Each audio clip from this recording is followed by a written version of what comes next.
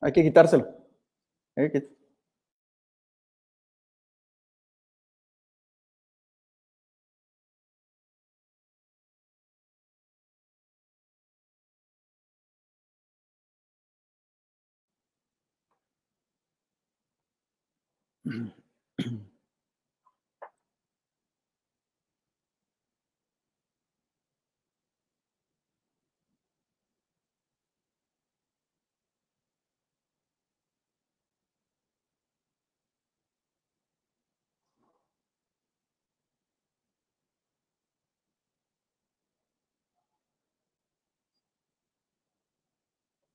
Perfecto.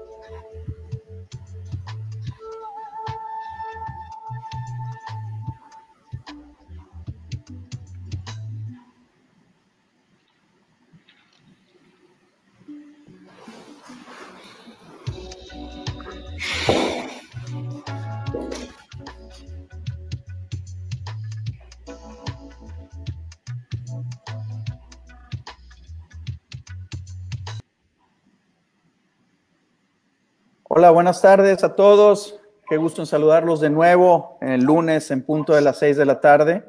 Los saluda Fernando Castilleja, transmitiendo en Facebook Live desde el Hospital Zambrano de León de Texsalud. Me da gusto saludarlos de nuevo, les doy la bienvenida. Vamos a estar aquí una conversación, 45, 55 minutitos, donde haremos una reflexión sobre dónde estamos en respecto a COVID-19, cómo nos ha ido, de dónde viene esta historia, qué estamos haciendo actualmente como sistemas de salud a nivel nacional, a nivel estatal y hacia dónde vamos. Y para esto, pues primero que nada, les agradecemos a ustedes su presencia, a los medios de comunicación que se encuentran en este momento conectados con nosotros, también bienvenidos. Cualquier cosa que tengan de curiosidad, pregunta, duda, por favor, escríbanla en el chat. Estaremos pasando la mayor parte de ellas en vivo para conversarlas y pues seguir platicando como ya lo hemos hecho ya por varias semanas en este foro. Tengo el gusto, el honor de compartir el micrófono esta tarde con el doctor Guillermo Torre. Él es el rector de TechSalud y él nos ha liderado a lo largo de todo este tiempo en la estrategia, no nada más en la operación, sino en la estrategia de la visión y el largo plazo en TechSalud en general y en lo particular en este tema de COVID. Guillermo, buenas tardes. Gracias por conectarte con nosotros. Hola, Fernando. Muchas gracias. Buenas tardes a todos. Buenísimo. Pues mira, la verdad es que hace un año quizá estábamos pensando ya, planeando cómo venían los veranos en la escuela y las vacaciones y planeando financieramente los segundos semestres y como que todo mundo teníamos hace un año una visión bien distinta comparada con lo que está pasando hoy. La verdad es que hace algunos meses, en diciembre, cuando empezamos a escuchar las noticias de lo que estaba pasando en China, no nos imaginábamos en esa época el alcance que esto tendría. Realmente, esto, Guillermo, nos ha cambiado la vida a todos. Nos ha cambiado la vida a todos. El día a día, el qué va a pasar mañana, vivimos en una aura de incertidumbre. Guillermo, ¿cómo lo has vivido? ¿Cómo lo hemos vivido como comunidad? ¿Qué tanto nos ha impactado? Regresando un poco a cómo empezó todo esto en diciembre y luego enero, febrero, ¿cómo lo has vivido? ¿Cómo lo has sentido? Mira, la realidad es que si nos remontamos un poco hacia finales del año pasado, aún y que veíamos ya algo de las descripciones en China, yo te voy a ser sincero, pues no lo veíamos cercano y no teníamos una idea de cuál iba a ser el contexto. Nos pasó un poquito con el SARS, con el MERS y con el Ebola, ¿verdad? Hubo gran preocupación y pues no llegaron a nosotros, a pesar de que nos preparamos de alguna forma y lo comentamos, pero yo creo que hoy esta pandemia realmente nos mostró la realidad de lo que puede ser no solamente esta, sino muchas otras. Y yo creo que tenemos que aprender de esto, que tenemos que, como país, tener una gran sensibilidad a estas potenciales tragedias de la humanidad y estar, junto con la comunidad internacional, vigilando. Porque creo que de cierta forma a todo mundo nos pescó sin una estrategia clara de prevención. Nos llegó de repente, no lo esperábamos. Y si bien algunos que los estuvieron viviendo, la oleada se vino de Asia, Europa, Estados Unidos y México. Entonces, esa oleada realmente la debimos de haber anticipado con mayor preparación. Ahora, yo no quiero decir que nosotros no nos preparamos, pero creo que siempre hay oportunidad de responder mejor.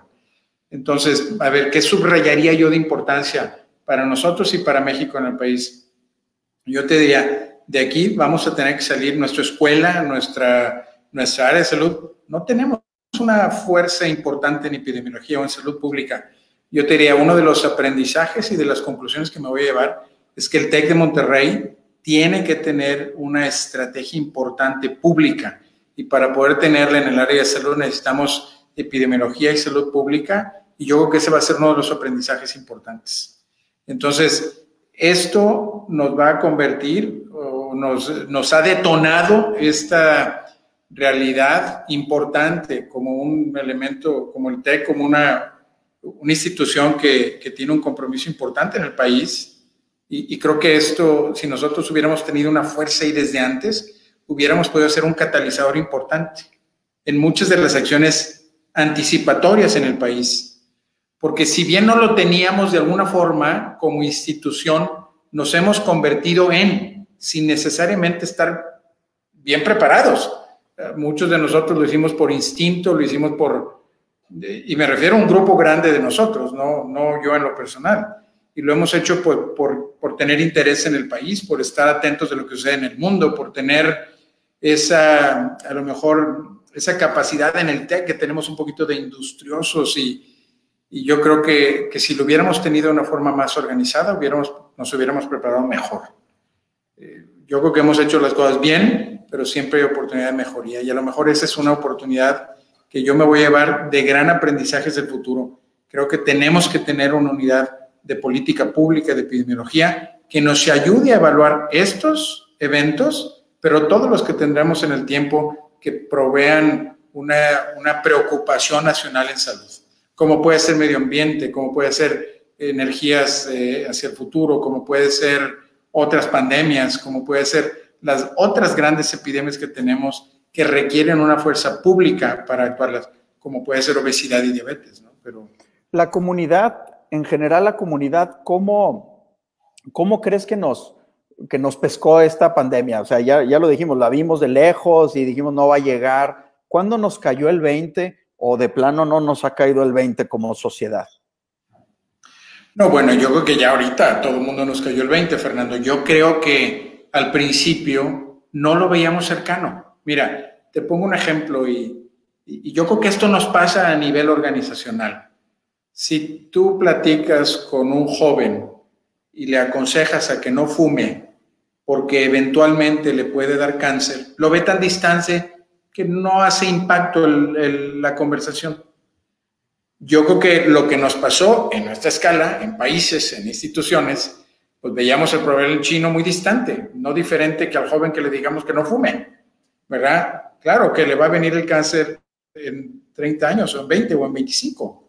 Y nosotros, pues en ese mismo ejemplo, lo veíamos a kilómetros y grandes distancias, pero poco a poco fue pasando y hasta que no lo tuvimos enfrente, no nos dimos cuenta de la importancia. Ahora, cuando me preguntan específicamente qué nos pasó, yo te diría lo que pasó en el TEC o lo que hicimos en el TEC también empató con lo que hicimos en el área de salud. Tú te recuerdas que una de las primeras acciones que tomamos en el TEC fue tomar la decisión categórica de que teníamos que suspender clases, que es un evento dramático, ¿verdad? 13 de marzo.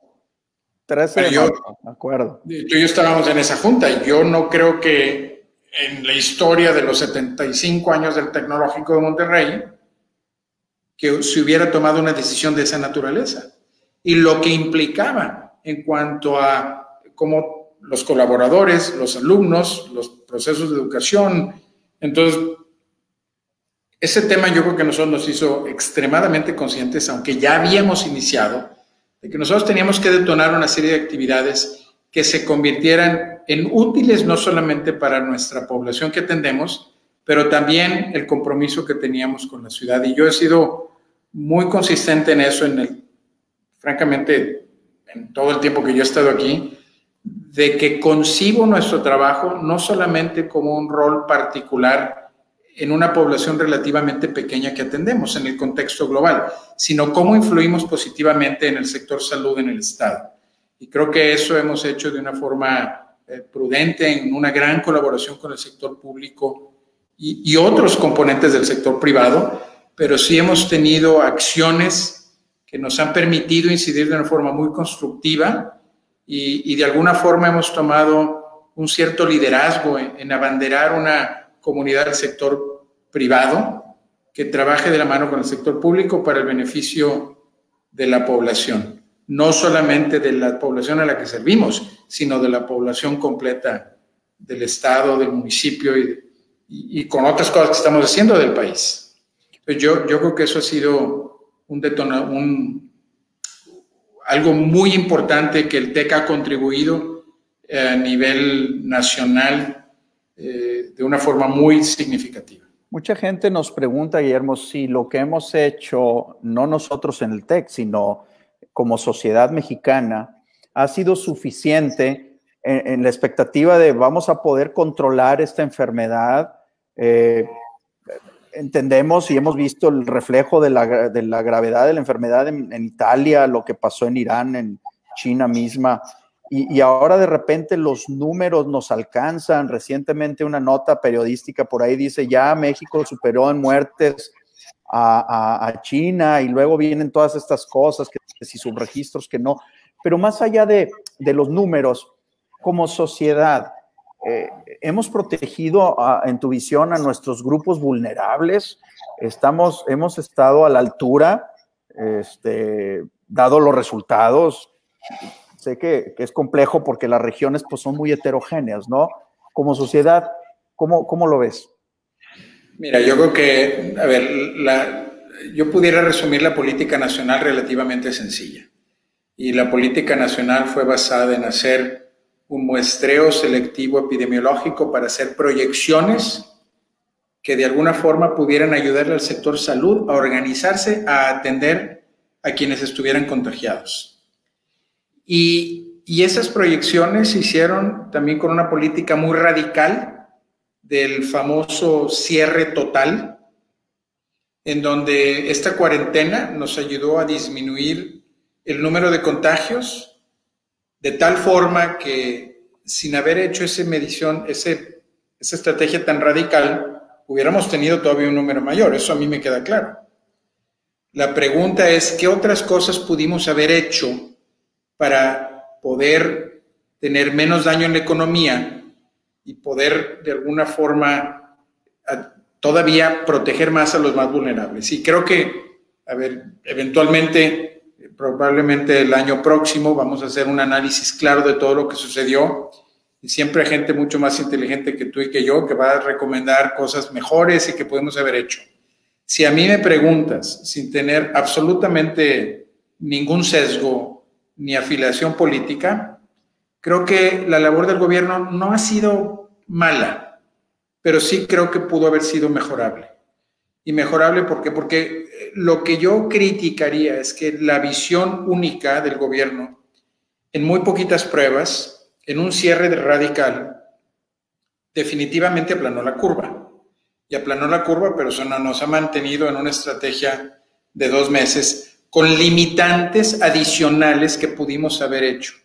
Por ejemplo, ahora, estas otras cosas adicionales son complejas. Hacer pruebas limitadas y cerrar es bastante más sencillo que decir, oye, adicionalmente quiero hacer muestreo y rastreo. Muestreo y rastreo significa una inversión más grande, tener capacidad instalada mucho, muy superior a la que tenemos, significa entrenar a personal a que se haga un rastreo inteligente, y luego con todo eso, ¿qué tanto vamos a impactar? Entonces, me queda a mí claro que tomar políticas públicas nacionales no es lo mismo que estar sentado en una mesa y decir todo lo que puede ser. Yo sí creo que pudo haber un esfuerzo más grande en este sentido, al que se hizo, pero reconozco que la complejidad es superior. Y también reconozco que yo no tengo la mayor sensibilidad de toda la posibilidad en el contexto de salud pública nacional. Entonces, por eso yo he sido cauteloso, es decir, a ver, podemos siempre criticar en una forma negativa. Yo prefiero decir, oye, el gobierno ha hecho las cosas con un nivel radical, con poco muestreo, pero lo que hizo tenía la posibilidad de hacerlo. Yo sí creo que se pudo haber hecho más, creo que es más complejo. Y esa complejidad a lo mejor fue una decisión estratégica que hizo el gobierno, no lo sabemos. Pero yo creo que hacer más requiere una mayor inversión económica, una mayor capacidad educativa para gente que pueda hacer su trabajo con mayor capacidad. Creo que puede haber más vinculación con el sector privado para ayudarla.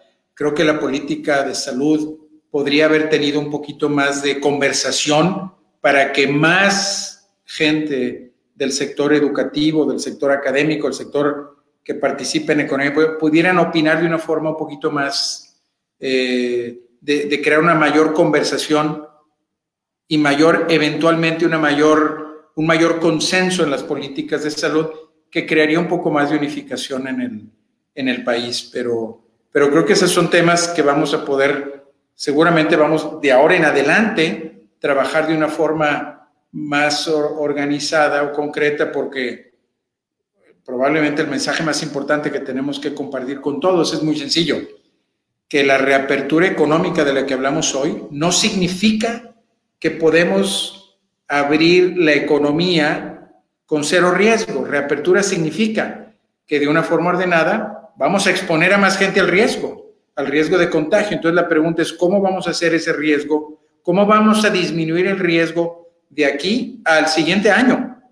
Porque seguramente va a haber vacuna al final del año, pero que exista vacuna no significa que va a estar disponible en el país y a toda la población. Entonces, no es mi decir, pero es el sentir de mucha gente académica y pensantes en el sector público mundial, el decir que no vamos a tener la protección de la inmunidad, ya sea por infección o por vacuna, hasta probablemente el segundo semestre del próximo año. Entonces, ¿qué es lo que nos queda? Que vamos a tener que vivir un año, este año que sigue, teniendo una reactivación económica con la realidad de protocolos y estrategias que disminuyen el riesgo tanto para el personal que está activo en la economía como para quienes estas otras personas pueden contagiar.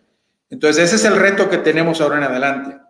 El cómo convivir de una forma segura, manteniendo lo que todos hemos dicho, la salud y la economía de la mano. Y ese es el reto clave. Y para muchos de nosotros, Fernando, va a ser, tomaremos algunas medidas más radicales. Algunos de nosotros decían, oye, no acepto riesgo. Ok, no acepta riesgo. La cuarentena es la forma más efectiva de no aceptar riesgo.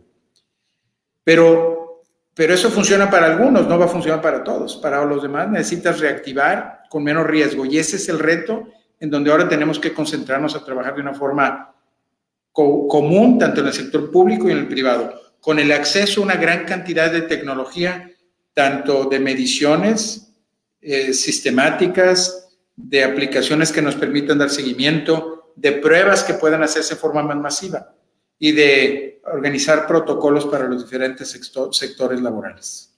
Fíjate que hay una preocupación que en varios sectores hemos leído y hemos conversado respecto a que mucha gente hoy, a 2 meses y medio de encierro, a 2 meses y medio de sacrificio económico, emocional, mental, laboral, etcétera, ya están deseando por salir. Y eso va muy a la mano de la reactivación económica. Sin embargo, vienen algunas frases. Oye, si me encerré cuando teníamos 50 casos en México, 100 casos en México, ¿por qué me salgo hoy que tengo miles de casos? O planteado de otra manera, ahora ya quiero activarme y antes no lo hacía o antes me obligaban a encerrarme. Decían que la jornada de la sana distancia iba a terminar ahora terminando mayo, el 1 de junio, pero las proyecciones dicen que los casos van en ascenso. Antier fueron 3,000 casos nuevos, ayer fueron casi 2,700 casos nuevos, vamos a ver cuántos nos reportan en una hora más. Entonces, la curva es muy alta todavía y a la sociedad tal pareciera que lo único que podíamos hacer como sociedad pues, era encerrarnos. Ahora 2 meses de distancia, ¿qué tengo yo que hacer como sociedad? ¿Me sigo encerrado? ¿Me salgo en pedacitos, de poquitos a poquitos? ¿Me voy y me hago pruebas a ver si las pruebas me dicen si ya me enfermé o no me enfermé? Esas son las preguntas que la gente nos hace todos los días. Entonces, como organización, y tú que has tenido conversaciones de alto nivel con la gente que hace salud pública en México, con los institutos y con subsecretarios y demás, ¿qué opinión tenemos para la comunidad que nos está escuchando? ¿Qué debemos hacer para que el impacto, no digo que no haya infección o sí hay infección, sino para que el impacto de la enfermedad en el mediano y largo plazo no sea tan grande? ¿Qué le decimos a nuestra gente? Bueno, yo creo que hay que tomar esa pregunta de 2 perspectivas. Una es la perspectiva de la política pública y de la salud pública, y otra es qué haces en un caso individual. Yo creo que lo más importante es entender el motivo del por cual estuvimos en cuarentena. No es porque no nos vayamos a infectar nunca o no podamos tener un riesgo en el futuro. Es para evitar que saturemos el sistema de salud y aquellos que se vayan infectando puedan ser atendidos en una forma razonable. O sea, la cuarentena inicial, eso es lo que logra. También nos da tiempo, una oportunidad grande pudo haber sido que para este momento tuviéramos un protocolo de tratamiento efectivo y dicho sea de paso, sí han aumentado en los últimos 2 meses evidencia de cosas que debemos y que no debemos de hacer. Por ejemplo, ya cuando menos la FDA aprobó el Remdesivir no como una cura, pero probablemente como algún medicamento que favorece la enfermedad, aunque no completamente la apague. Y también hemos aprendido que otras medicinas que usábamos, que creíamos que eran buenas, pues no lo son. Por ejemplo, la hidrocloroquina. Entonces, entender esas dos cosas son ejemplos de cómo el tiempo, ganando tiempo, estamos ayudándole a nuestra población que se vaya a enfermar. Entonces, la cuarentena nos ayudó a aplanar. Yo les diría que aún y que en el país hay zonas en donde sí ha habido saturación, aún en la Ciudad de México el sistema de salud no está saturado. Desafortunadamente no tenemos la habilidad de hacer las transferencias de la forma más efectiva, pero sí se ha saturado en lugares que son los más deseables. Pues sí, no todo el mundo puede estar en nutrición, no todo el mundo puede estar en el INER, no todo el mundo puede estar en Medicasur, en el ABC o en el Sanatorio Español o en el Centro Médico Nacional. Eso es cierto, pero la capacidad total aún en México no estuvo saturada. Entonces, eso es importante. Ahora, de una forma individual, sigo yo manteniendo la idea de que si una persona no es esencial, no necesita salir a trabajar, la forma más efectiva va a seguir siendo que no ande expuesto. Entonces, un individuo que sea adulto mayor, que tenga diabetes y no tenga necesidad o obligación de estar expuesto en una zona laboral, pues no debe de salir, pero no va a tener que aprender a limitar sus contactos, no nada más ahorita, sino seguramente hasta el verano del año que entra. Entonces hay que aprender a vivir con una nueva normalidad, es lo que diría yo.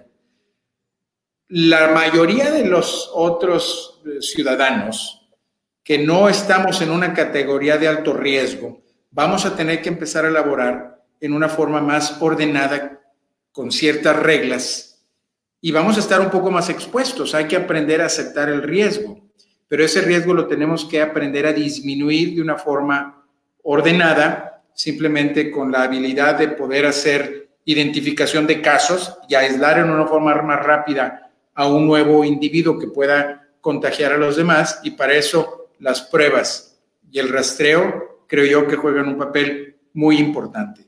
Pero yo te diría que desde una forma muy lógica, quien sale hoy a un ambiente laboral va a estar más expuesto que hace 2 meses porque ve menos gente que estaba expuesto. Pero ya hemos aprendido, tenemos una capacidad hospitalaria, sabemos que hay medicinas que funcionan y otras que no. Y aparte, en México en particular, las siguientes semanas, vamos a poder tener la habilidad de hacer muestreo un poco más masivo, no diría yo masivo total, pero ciertamente a mayor escala de lo que hemos hecho antes, que nos va a permitir hacer este análisis de muestreo y rastreo de una forma más selectiva, que nos disminuiría la habilidad de detectar a gente que pueda contagiar.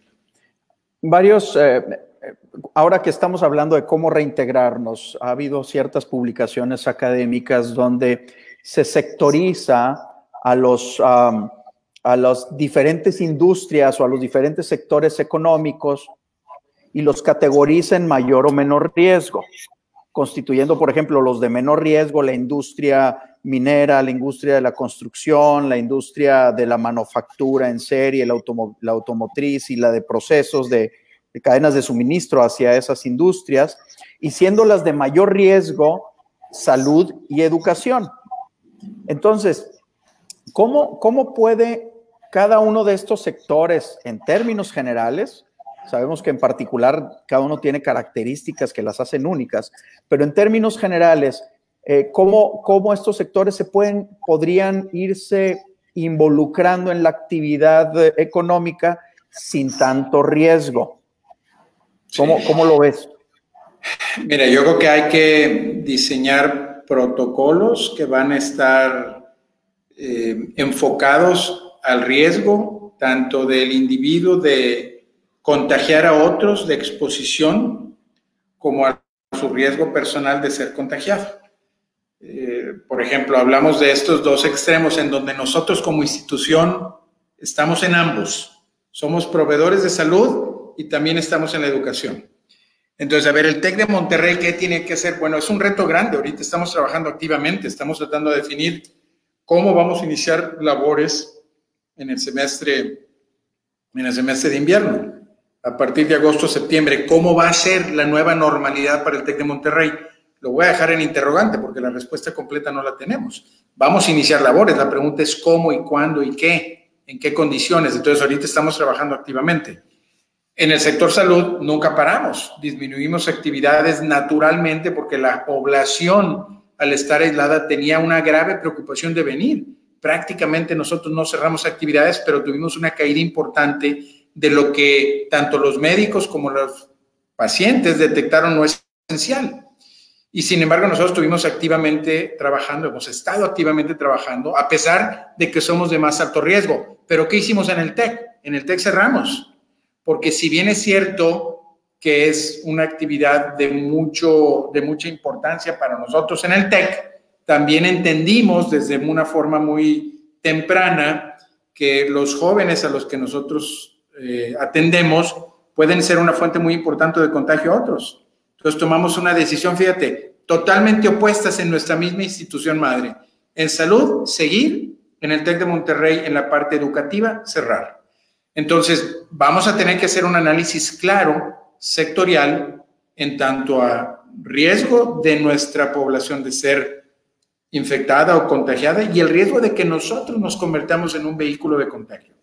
Ahora, ¿qué es lo que creo que se necesita? Necesitamos hacer un análisis de riesgo de cada industria. Vamos a necesitar utilizar múltiples estrategias, como hacer una encuesta de salud, eliminar a todos aquellos que tengan alto riesgo, no queremos que estén expuestos, pero los que vamos a exponer, vamos a tener que entender si han sido contagiados o no. Vamos a tener que utilizar pruebas de alguna forma inteligente, que sea costo efectiva, para poder hacer un análisis de quiénes, cuándo y cómo. Vamos a necesitar hacer rastreo probablemente con tecnologías digitales de seguimiento más presenciales. Y vamos a tener que mantener un programa en el tiempo, un programa que dure no una evaluación inicial, un programa que dure cuando menos un año, porque este tema vamos a tener que convivir con él probablemente hasta la segunda mitad del próximo año. Les recuerdo, aún y que tengamos hoy una vacuna, no vamos a tener acceso a esta vacuna en una forma masiva que inmunice a toda nuestra población. Nos hacen varias preguntas y de hecho quiero invitar a nuestros amigos que nos escriban y nos pasen sus preguntas para contestarlas en la medida de lo posible. Y hay dos preguntas que nos están haciendo. Una, la gente necesita saber si ya hay algo que cure la enfermedad por coronavirus y nos preguntan sobre el plasma. Plasma, se ha hablado de que si funciona, que si no funciona. ¿Qué hemos hecho en TecSalud, Guillermo? Y me preguntan alineado con esto, ¿qué ha hecho TecSalud para confrontar esta problemática de coronavirus? Bueno, a ver, déjame te platico qué ha hecho TecSalud primero. Desde que nos enfrentamos a la inminente presencia del virus en México, creamos una estrategia para tratar de facilitar el acceso a pacientes, a los colaboradores de forma segura. Y también lo hicimos con un sentido comunitario en colaborar con el Estado para atender de una forma sin ver el pagador a cualquier individuo que estuviera enfermo en colaboración con la Secretaría de Salud. Entonces creamos una estrategia de de definir que el Hospital San José se iba a convertir en un hospital COVID. Creamos módulos de evaluación externa para evitar y disminuir la probabilidad de contagio en el personal de la salud y en los mismos pacientes que venían. Organizamos un equipo de profesionales que estuviera dedicado, creamos unidad dentro del hospital con los más altos estándares de seguridad para que tanto los pacientes como el personal de la salud estuviera protegido y pudieran ser atendidos de una forma muy ordenada. Entonces, todas esas estrategias de infraestructura, de capacitación médica, de capacitación de enfermería, de asegurarnos de tener los insumos, fue un trabajo extraordinario de muchas gentes dentro de TecSalud, que se han convertido en ejemplo para muchas otras instituciones. Creamos nuestro cuarto de respuesta, que sigue juntándose todos los días 1 hora, para ver los elementos de cada una de todas estas áreas que contribuyen a tener en una forma, yo te diría, ordenada y con el máximo nivel de seguridad todos estos componentes. Adicionalmente, activamos proyectos de investigación, tanto en temas diagnósticos y de tratamiento para la enfermedad, como muchas otras instituciones. Pero aquí subrayaría un par de ellos. Tenemos una colaboración muy importante con 2 proyectos con MIT, en donde estamos elaborando un protocolo para identificar el virus de una forma rápida y sencilla, que nos evitaría en principio las pruebas moleculares, que son más costosas y complejas.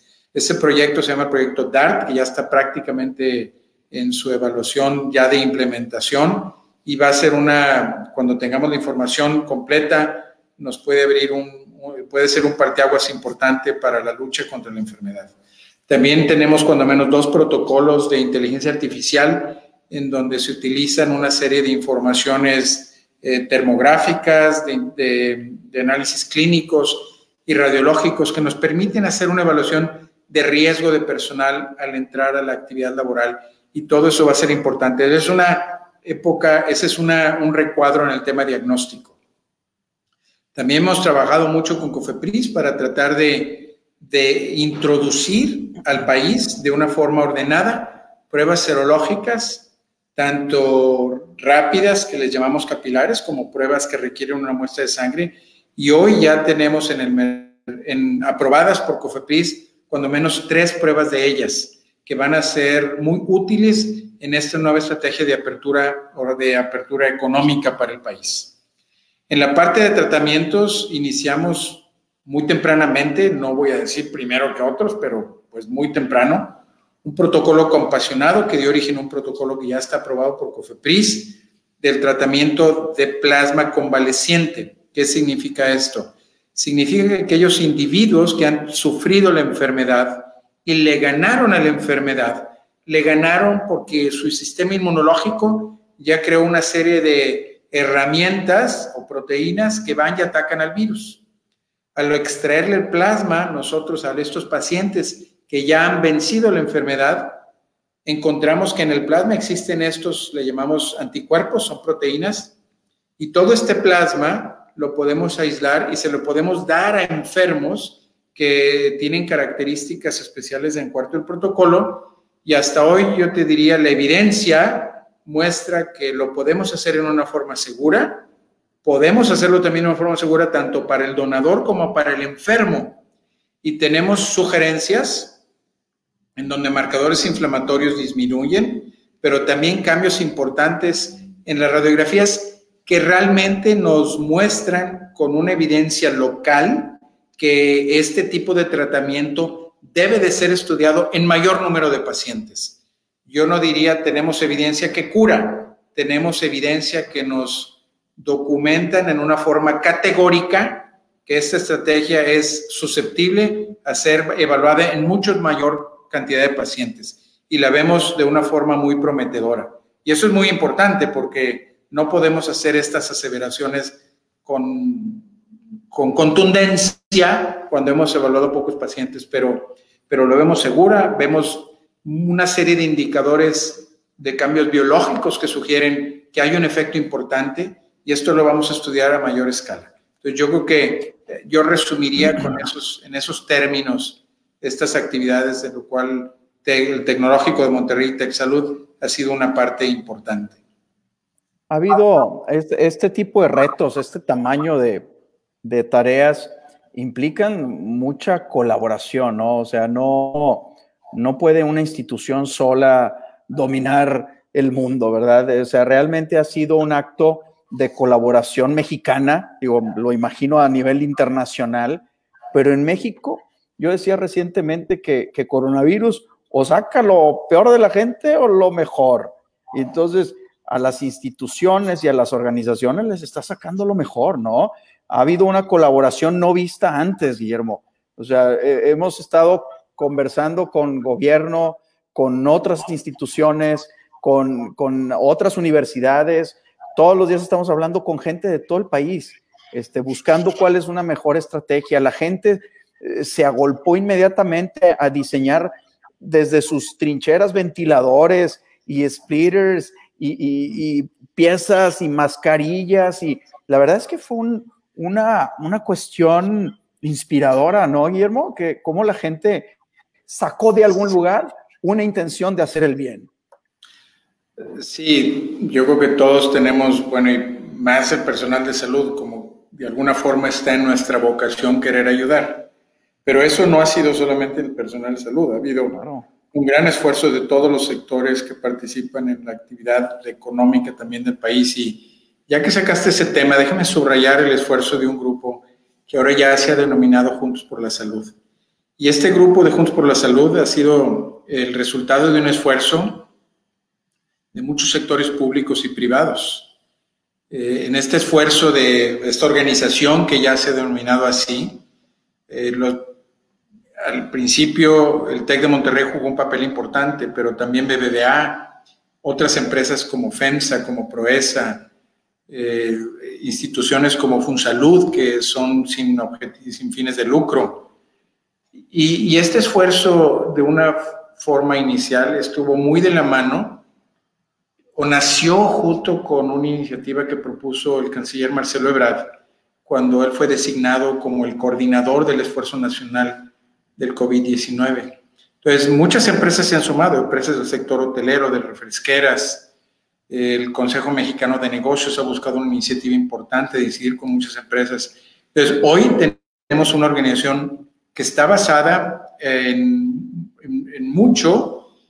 los presidentes de consejo del TEC de Monterrey y BBVA, que tiene una estrategia nacional y hay una coordinación. Y en el principio, este esfuerzo de Juntos por la Salud estuvo muy enfocado, primero, al proveer equipos de protección personal a las instituciones de salud, y se han proveído muchísimos kits.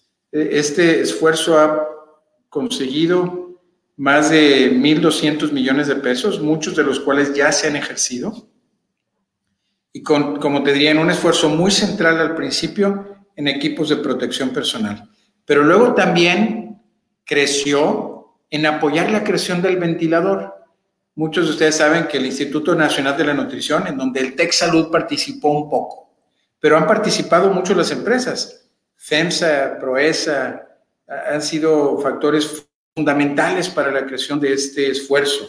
Salvador Almaguer, que trabaja en FEMSA, ha sido una de las personas más importantes en organizar la logística para la producción, y la producción de este ventilador mexicano que ya aprobó COFEPRIS estuvo basado en un modelo que tenía el Instituto Nacional de la Nutrición, y ahí Memo Domínguez, que es nuestro decano nacional, ha sido un factor muy importante en la creación de este esfuerzo. Pero ese ha sido otro ejemplo de Juntos por la Salud.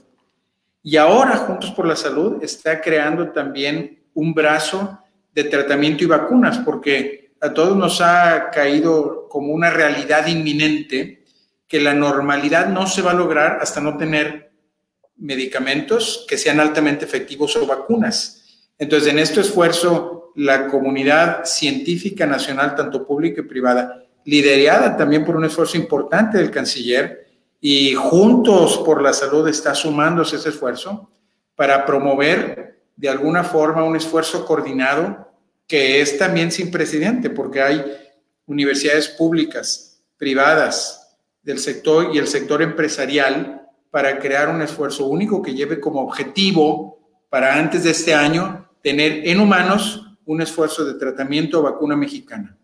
Entonces, definitivamente que todo la crisis que hemos vivido de COVID nos va a llevar a crear asociaciones nunca antes vistas con un objetivo de mejorar tanto la salud y restablecer la economía de una forma como no la hemos visto con anterioridad. Mira qué bien que está sacando este esfuerzo.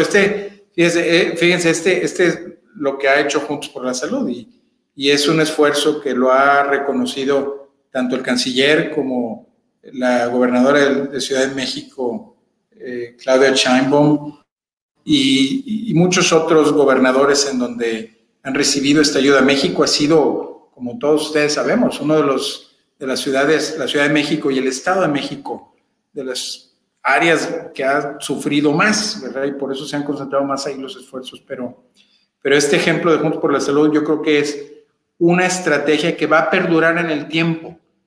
Se creó hoy para esto, pero creo que ha canalizado de una forma muy importante los esfuerzos del sector privado en una colaboración francamente sin precedente con el sector público. Yo así lo creo y así lo hemos visto. Tristemente quisiéramos que esto impactara de manera masiva a toda la República. No hay recurso que alcance ante enfermedades que nos atacan tan drásticamente y que nos llegan tan de sorpresa, si lo podemos decir de cierta manera.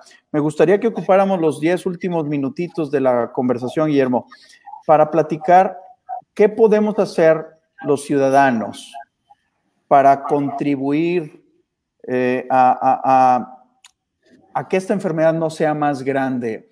Sigue habiendo gente que nos llega la noticia de que no creen que existe el virus, no creen que una teoría conspiratoria donde consideran que el virus fue fabricado y lo mandó los chinos en una nave espacial para no sé qué. O sea, hay todavía algo de mucha desinformación. Sí. Muchas noticias que no se filtran, noticias falsas en los medios. Como sociedad, ¿cómo podemos contribuir a que esta pandemia, primero, no impacte tanto, y a que la infodemia que el presidente dijo que existía no impacte realmente negativamente en la evolución de esta enfermedad en el mundo, en el país? Bueno, a ver, déjenme dar varias ideas en general que creo que son muy sencillas para todos de entender. Primero yo creo que hay que tener hacer un análisis crítico cuando vemos información por ahí volando en el Internet. Y yo les diría, cuando la gente ve información y no sabes la fuente, ve a la Organización Mundial de la Salud, ve a la Secretaría de Salud del país, ve instituciones relevantes como puede ser la UNAM, el TEC, FunSalud, los institutos, la Universidad de Nuevo León, vean gente o instituciones que tengan un prestigio internacional relevante. Y empecemos por la OMS, por la CDC, por la FDA, por la Secretaría de Salud, y luego universidades relevantes. Entonces yo creo que ese es el primer tema, porque la falta de información o la información incorrecta es un grave problema, porque salen recetas mágicas, salen conspiraciones que la verdad no ayudan. Entonces, toda esa temática, yo creo que información certera y evitar la falsa información es una responsabilidad individual, porque todos tenemos acceso a eso. Entonces, eso es el primero. Segundo, yo creo que hay que entender que vamos a tener que convivir con el virus por un año o un año y medio más. Entonces, hay que aprender una nueva normalidad en donde nos va a requerir a todos el distanciamiento físico, el medidas de protección, la responsabilidad si alguien está enfermo, pues no ir a trabajar, ¿verdad? Y el buscar en tu lugar laboral cómo puedes comunicarte para tener recomendaciones correctas en tu empresa. Entonces yo creo que démosle la responsabilidad al individuo, no solamente al Estado. Yo creo que eso es muy importante. Tercero, yo te diría, todos podemos ser críticos de las políticas nacionales y yo no necesariamente avalo todas, pero también hay que ver lo que es correcto. Y yo lo he dicho y lo vuelvo a repetir. La estrategia del país de hacer con un énfasis contundente la importancia del distanciamiento físico y el tomar medidas drásticas nos ayudó a aplanar la curva. A mí no me cabe la menor duda. Yo puedo estar en desacuerdo en muchas otras, pero también el desacuerdo requiere una conversación sensata, prudente, académica, científica. No simplemente una crítica agresiva, irracional. Yo estoy en desacuerdo en eso. No creo que es nunca productivo. Yo creo que puedes tener con gente inteligente una conversación académica razonable y podemos estar en desacuerdo mucho. Entonces, yo sugeriría que los diferentes sectores, tanto empresariales o gubernamentales o públicos o académicos, cuando hay un desacuerdo, pues hay que tener una conversación madura y prudente, inteligente, y no simplemente reaccionar visceralmente, porque cuando alguien critica hoy en un momento de crisis y de estrés nacional de una forma visceral, la gente empieza a agarrar bandos y temas sectoriales que yo creo que no son buenos para la dinámica del país. Yo siempre tiendo a pensar que la mayoría de nosotros quiere el bien. Yo no creo que haya ningún representante público que quiera el mal. Quieren el bien. Nosotros también. Y seguramente estamos de acuerdo en algunas cosas y desacuerdo en otras. Y yo creo que ahí es donde tenemos que trabajar para incidir positivamente. Y creo que la forma no es agresión. Entonces fíjate, hablamos de varias cosas, hablar la responsabilidad individual, hablamos de tener información correcta, pero yo creo que este otro tema es muy importante porque es muy dado a que en conversaciones que luego van sumando, así como el gobierno tiene una responsabilidad de informar, todos nosotros tenemos una responsabilidad de crear o una vibra positiva y constructiva, o que seamos así como somos vehículos de contagio del virus. Muchos de nosotros podemos ser vehículo de contagio de información negativa que no suma a crear una conversación positiva en el país. Entonces, pues yo creo que esas serían algunas ideas de cómo todos nosotros debemos de actuar en una forma más responsable hacia el futuro. Sí, definitivamente que tenemos que empezar a tomar decisiones prácticas sobre cómo vamos a irnos gradualmente involucrando ya en la reactivación económica. El virus va a seguir rondando, el virus va a seguir activo en la sociedad y tenemos que seguir protegiendo a nuestra población de riesgo, a nuestra gente mayor, a nuestros pacientes los sujetos, los ciudadanos con diabetes, con hipertensión, con sobrepeso importante, con malos hábitos, pues los tenemos que corregir porque en México, a diferencia de Estados Unidos, donde la media de la edad de los afectados era arriba de los 60 años, en México ronda los 50 años. O sea, le está golpeando el COVID a la gente que es económicamente productiva. Y alguien decía que cuestionaban las defunciones tristes que están sucediendo, pues la verdad es que sí está muriendo gente. Y está muriendo gente joven, Guillermo. Entonces, creo que sí nos tenemos que preocupar todos de que si tenemos algún factor de riesgo, pues hay que guardarnos todavía. Y que si estamos en una actividad que es preponderante para la activación económica, pues hay que hacerlo, pero con precauciones, con cuidado, con el uso del cubrebocas que tanto se ha debatido. Nosotros lo apoyamos, el uso del cubrebocas en las áreas públicas, en las áreas de riesgo, en la reintegración laboral. Creemos que el cubrebocas puede dar cierto margen de seguridad para estar ahí. El distanciamiento físico en los espacios. Nos preocupa mucho que en la calle ya la gente ande como si fuera un domingo normal de cualquier otro día, ¿no? Estamos activamente promoviendo las medidas de distanciamiento físico, tanto en las actividades generales como en las laborales, ¿no, Guillermo?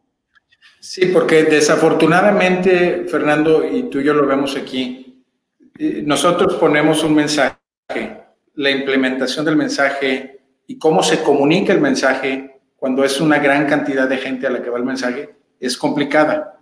Desafortunadamente, cuando el público dice, oye, va a abrir Nuevo León, va a abrir México, va a abrir San Pedro, la gente interpreta que reapertura significa que el virus se fue, que podemos vivir normal. Yo creo que el mensaje tiene que ser, oye, tenemos que aprender una nueva normalidad. Tenemos que aprender a vivir y coexistir. El tema es que como los mensajes han sido muy radicales, es cuarentena y reapertura de cuarentena. La gente cree que estuvo en cuarentena y que la cuarentena ayudó a que el virus se fuera. Pues no, la cuarentena ayudó a que no se saturara el sistema hospitalario y nos dio tiempo a que aprendiéramos más de tratamientos, a que la vacuna fuera un poquito más avanzada, pero no eliminó el virus. Entonces, hoy vamos a vivir con más gente que esté potencialmente contagiable y que pueda contagiarse en la reapertura. Entonces, la reapertura significa abrir de una forma consciente, inteligente, ordenada. Y ahí es donde tenemos nosotros que trabajar muy importantemente con la comunidad, en una parte educativa, en los públicos a los que servimos, a nivel municipal, a nivel estatal y a nivel federal. Yo creo que este va a ser el tema clave de ahora en adelante. Y es difícil, es una gran cantidad de gente con diferentes niveles de entendimiento, de educación y de acceso a información a la que tenemos que llegarle. Pero ese es el gran reto que tenemos hoy. Es un gran reto. Sí, la verdad es que tenemos que aprender a convivir entre nosotros mismos, porque la verdad es que en las mesas en las que nos sentamos todos los días puede llegar a haber opiniones distintas y hay que saber, pues, entender y dialogar y convivir y llegar a acuerdos para que la gente tomemos las mejores decisiones. Al final del día, somos responsables de lo que hacemos a nivel individual y tiene un impacto colectivo también, ¿verdad? Entonces, por último, ya nos quedan algunos 3-4 minutitos para despedirnos. Una reflexión final para que nuestra audiencia se la lleve a casa o se la lleve, deben estar en casa, quisiera que estuvieran en la casa, bueno, para que se queden con ella reflexionándola hoy en la cena, para que mañana con nuestros hijos, nuestras familias, la podamos llevar a cabo. Mira, déjame a lo mejor hacer un par de reflexiones filosóficas y algunas de ellas ya las he puesto yo en un par de editoriales que he hecho. Yo creo que el afrontar esta epidemia o esta pandemia nos ha confrontado con muchas realidades. Número uno es la importancia de tener gente que sean nuestros líderes, en los cuales confiemos, en los cuales nos permitan y nos den un lineamiento claro de acción. Las acciones del presidente, del secretario, del subsecretario representan, más allá de sus palabras, representan un lineamiento a seguir a una gran cantidad de la población. Muchos de nosotros tenemos que ejercer ese liderazgo en nuestras áreas. Yo no me refiero al liderazgo exclusivo de los individuos que tienen hoy un puesto político relevante. Yo creo que el liderazgo que debemos de ejercer es ciertamente sí en nuestras organizaciones, pero en el entorno que depende de nosotros. Entonces, cada uno de nosotros tiene esa responsabilidad de ejercer un liderazgo en donde de una forma muy racional podamos enfrentar esta pandemia y ser muy congruentes con los objetivos de mantener la salud y la economía como una forma preponderante. También creo que ese balance de salud y economía nos va a hacer a nosotros tener discusiones importantes de dónde ponemos el límite de reactivación económica, con qué riesgos, con qué inversión para proteger a la salud. Y este debate va a requerir que tengamos una apertura para discutir pros y cons a diferentes niveles sectoriales. Y ese va a ser otro gran reto que tenemos hacia el futuro.